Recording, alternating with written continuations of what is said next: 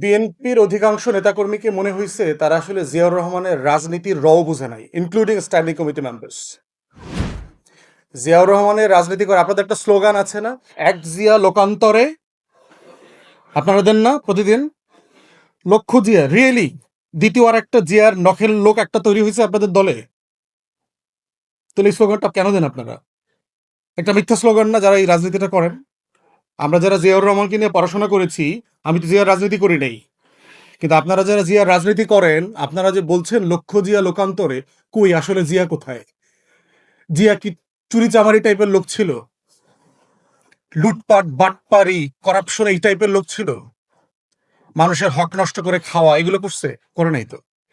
তাহলে বিএনপির রাজনীতির এই জায়গাটা দেখেন। দ্বিতীয় একটা স্লোগান আপনারা দেন, আমরা সবাই জিয়া সেনা, এরকম অনেক কিছু বলেন, কিন্তু আসলে কি আপনারা জিয়া সেনা? জিয়াকে কি আসলে আপনারা বোঝেন, ধারণ করেন? জিয়াউর রহমানকে ধারণ করবার জন্য জিয়াউর রহমান সম্পর্কে যতটুকু পড়াশোনা করা দরকার, এই পড়াশোনা করার লোক তো আমি তো বিএনপিতে দেখি না। তাহলে আপনি বিএনপির কি রাজনীতি করবেন?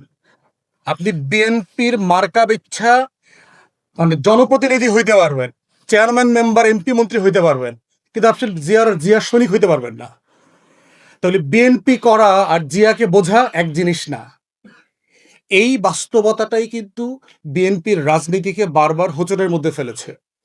যারা জিয়াকে না বুঝে বিএনপি করেছে, তারা দিন শেষে লুটেরাদের অংশ হবে, অলিগার্কের অংশ হবে, কিন্তু জিয়ার সৈনিক হইতে পারবে না।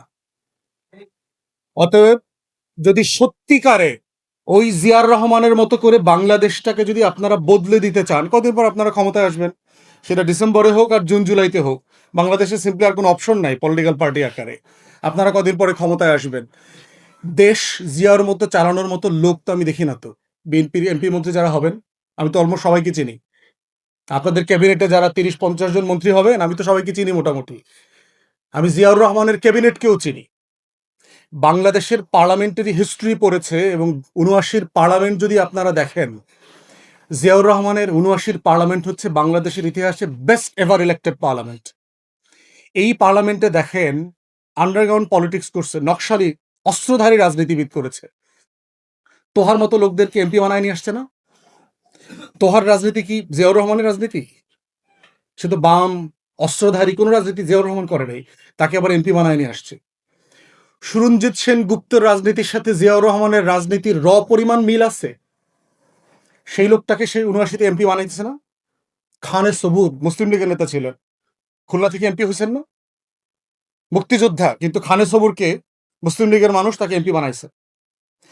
তাহলে দেখেন ৭৯-র পার্লামেন্টে ব্যারিস্টার মওদুদকে দিয়ে উনি একটা অপোজিশন ককাস করে দিয়েছেন তার ইলেক্টেড এমপিদেরকে দিয়ে, শুধুমাত্র তার সমালোচনা করবার জন্য পার্লামেন্টে। কারণ সাফিসিয়েন্ট মেম্বার অফ পার্লামেন্ট নাই তাকে সমালোচনা করবার জন্য। সে বোধ করেছে যে আমি এত এমপি নিয়ে ক্ষমতায় আছি, কিন্তু যদি আমাকে সমালোচনা না করে, তাহলে এই সংসদীয় গণতন্ত্রটা ওয়ার্ক করবে না। তো সেখানে বিএনপির অন্য দল, বিএনপির সমালোচনা তো দূরের কথা, বিএনপির গ্রুপিং পলিটিক্সের সমালোচনায় তো খুন খারাপি হয়ে যাচ্ছে। তাহলে যারা বিএনপিকে জিয়ার রাজনীতিতে রূপান্তর করতে চায়, তাকে তো দলের ভিতরে জিয়াকে চর্চা করতে হবে, স্লোগানে না, ফেস্টনে না। আপনারা কি করেছেন? জিয়াকে একটা মাজারে পরিণত করছেন, জিয়াকে একটা মন্দিরে, তারপরে ফেস্টুনের ছবিতে পরিণত করেছেন, কিন্তু জিয়াকে ধারণ করেন না। প্রত্যেকটা ব্যানারে ব্যানারে আমি মাঝে মধ্যে খুঁজে পাই না যে আসলে কে এটা এই পোস্টারটা ছাপাইছে, কার পক্ষ থেকে কারে শুভেচ্ছা দিতেছে, এইটা আমি বুঝে উঠতে পারি না। এত ছবি, আবার উপরে হইলো জিয়ার ছবি। জিয়ার বক্তৃতায় কোনো তোষামদি শুনছেন কোনোদিন? জিয়াউর রহমানের বক্তব্য শোনেন তো, ৩.৫-৪ বছরের বক্তব্যের ভিতরে এরে তেল দেওয়া, ওরে তেল দেওয়া, তোষামদি করা। আপনারা এই তোষামদির রাজনীতি শিখলেন কোত্থেকে? তাহলে আপনার রাজনীতি তো আমি আমি বিএনপির রাজনীতির ভিতরে তো আমি তো জিয়াকে খুঁজে পাই না। অথচ জিয়ার রাজনীতিটাই হচ্ছে বাংলাদেশের রাজনীতি, বাংলাদেশের ভবিষ্যৎ। এবং আমরাও যখন এবি পার্টির পক্ষ থেকে পলিটিক্স করি, আমাদের যখন পলিটিক্যাল ওয়ার্কশপ হয় দলের ভিতরে, আমরা যে যে নেতাদের কেস স্টাডি করি, তার ভিতরে একটা কেস স্টাডি হচ্ছে জিয়াউর রহমানের লাইফ নিয়ে আমরা আলোচনা করি। Why he was successful? কারণ তাকে আমরা বিএনপি আকারে পড়ি না, তাকে দেশের রাষ্ট্রনায়ক আকারে আমরা পড়ি। অতএব সেই জায়গাতে হচ্ছে যারা রূপান্তরিত রাজনীতি করতে চান, সংস্কারের রাজনীতি করতে চান, আপনাদের ৩২ দফার মধ্য দিয়ে আপনারা যে সংস্কারের আলাপ আপনাদের দলেও তুলেছেন, আপনাদেরকে আসলে জিয়াউর রহমান ক্যারেক্টারটা ভালো বুঝতে হবে। যদি জিয়াউর রহমানকে আপনারা না বোঝেন, না ধারণ করেন, না বুঝতে পারেন, তাহলে এই সংস্কারের পলিটিক্স আপনারা বেশি দিন আগায় নিতে পারবেন না। অতএব এইটা বিএনপিকে সিরিয়াসলি মাথায় নিতে হবে, যারা বিএনপি লিডারশিপে আছেন, এবং এটা আমরা ফিল করি। জিয়াউর রহমানের ব্যাপারে দেখেন যে রাষ্ট্র তৈরি হয় শত্রু সাপেক্ষে, বন্ধু সাপেক্ষে রাষ্ট্র হয় না। এই যে আমাদেরকে আওয়ামী লীগ প্রচুর বলতো না, বন্ধু রাষ্ট্র, বন্ধু রাষ্ট্র। বন্ধু রাষ্ট্র যদি হয়, তাহলে প্রত্যেক রাষ্ট্র তার বন্ধু রাষ্ট্রের বর্ডার তৈরি করে কেন, বেড়া দেয় কেন? বন্ধুর বাড়ি থেকে কেউ বেড়া দেয়? যদি বন্ধু হয়, দুই বন্ধুর বাড়ি থেকে কেউ সীমান্ত রক্ষী রাখে, পাহারাদার রাখে, দারোয়ান রাখে? দুই বন্ধুর বাড়ি থেকে কেউ ইলেকট্রিক তার তৈরি করে মানুষ হত্যা করে? দুই বন্ধুর বাড়ি থেকে অস্ত্র দিয়ে একজন আরেকজনকে খুন করে, মারে? তাহলে রাষ্ট্র কখনো বন্ধু সাপেক্ষে হয় না পৃথিবীতে, রাষ্ট্র হয় শত্রু সাপেক্ষে। এবং শত্রু সাপেক্ষে রাষ্ট্র হয় বলেই রাষ্ট্রের সভরেন্টি রক্ষা করবার জন্য সীমান্তে তার দিতে হয়, সীমান্তে পাহারাদার বসাইতে হয়, ওই পাহারাদারদের হাতে অস্ত্র দিতে হয়। অতএব সেই শত্রু সাপেক্ষের রাষ্ট্রের রাজনীতি হচ্ছে জিয়াউর রহমান ধারণ করেছেন। কিভাবে ধারণ করেছেন দেখেন। সাইদ আব্দুল্লাহ প্রায় বলেছে, অল্প একটু বলে নাই, যে পানি ইস্যু, গঙ্গার পানি ইস্যু নিয়ে ফারাক্কা মার্চ হইল আপনার ৭৬-এ, মে মাসে সম্ভবত। ওই বছর কিন্তু জিয়াউর রহমান জাতিসংঘে গিয়ে ইন্টারন্যাশনাল ফোরামে for the first time Ganga issue raise করেছেন, despite Indian opposition. India seriously oppose করেছে এটার ব্যাপারে, তারপরে উনি ইন্টারন্যাশনাল ফোরামে এটা তুলেছেন। এবং তোলার কারণে যেটা হয়েছে, পরের বছর ভারত চুক্তি করতে বাধ্য করছে on the terms of Bangladesh. বাংলাদেশের শর্তে ভারতকে পানি চুক্তি করতে হয়েছে, গ্যারান্টি ক্লোজ সহকারে, যেটা আওয়ামী লীগও করতে পারে নাই বন্ধু রাষ্ট্র থাকার পরেও। জিয়াউর রহমান পারছে। জিয়াউর রহমানের রাজনীতি কি দেখেন। রোহিঙ্গাদের ইনফ্লাক্স হইলো আপনার ৭৭-এ, ওখানে আরাকানে ক্র্যাকডাউন হয়েছে, লক্ষ লক্ষ রোহিঙ্গারা চলে আসছে এখানে, এই ১৭ সালের মতো আর কি, বহুবার হয়েছে।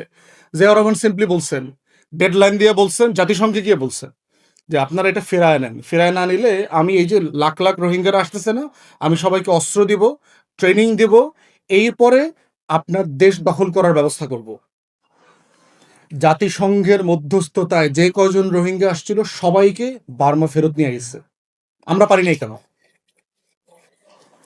তাহলে এই যে ফরেন পলিসি সাকসেস, এরপরে দেখেন আপনি আমাদের চিটাগং হিল ট্রাক্সকে নিয়ে যে ষড়যন্ত্র করেছে ভারত, জনসংহতি তৈরি করা আপনার সেই 74-5 অনওয়ার্ডস, অস্ত্র দিয়ে দিল এখানে, এই সন্তুল আর্মাদেরকে উস্কায় দিল। প্রেসিডেন্ট কি করেছেন? সিম্পলি চীন থেকে ফিরে এসে একটা মডেল ফলো করেছেন, যে আমার এখানে আমার লোকাল লোক লাগবে যারা এটা সেফগার্ড করবে। সেটেলমেন্ট পলিসি নিলেন, দেশের মানুষকে, ভূমিহীন লোকদেরকে নিয়ে সেটেল করলেন, এবং সেটেল করে রাষ্ট্রের সভরেন্টিকে তিনি ডিফেন্ড করলেন শত্রু সাপেক্ষে। কিন্তু দেখেন, সে রাষ্ট্রকে চিন্তা করেছে কোথায়? শত্রু সাপেক্ষে।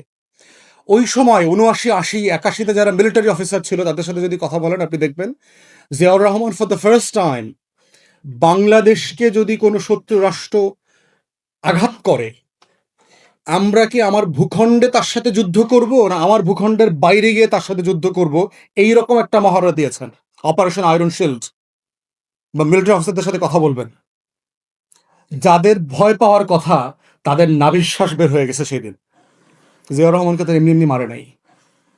তাহলে সেই জায়গায় বুঝতে হবে, আজকে যারা আমরা নতুন করে রাষ্ট্রের রূপান্তরের কথা বলছি, বিনির্মাণের কথা বলছি, সেখানে প্রত্যেক দিন আমাকে মাথায় রাখতে হবে যে আমার স্বাধীনতার শত্রু কারা, আমার সভরেন্টির এনিমিস কারা।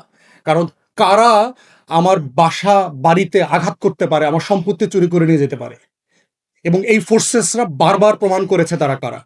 আপনি দেখেন ৭৫-এর পরে পুরো আমাদের সীমান্ত জুড়ে ভারত ফোর্স লাগায় দিয়েছে। এই সকল কাদের সিদ্দিকী এটা আপাদমস্তক দেশের শত্রু, এরা কি বঙ্গবীর, এটা ভুয়া বঙ্গবীর।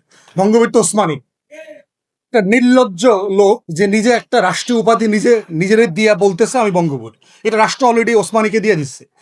তো সেই লোক হাজার হাজার লোক ট্রেনিং নিয়ে ভারতের অস্ত্রে আমার পুরো সীমান্তকে অস্থির করে ফেলেছে। Ziaur Rahman for the first time আপনার ভিলেজ ডিফেন্স ফোর্স করলেন, ভিডিপি করলেন। গ্রাম প্রতিরক্ষা একটা ফোর্স আছে না আমাদের, গ্রামে গ্রামে আছে, জিয়াউর রহমান করেছে।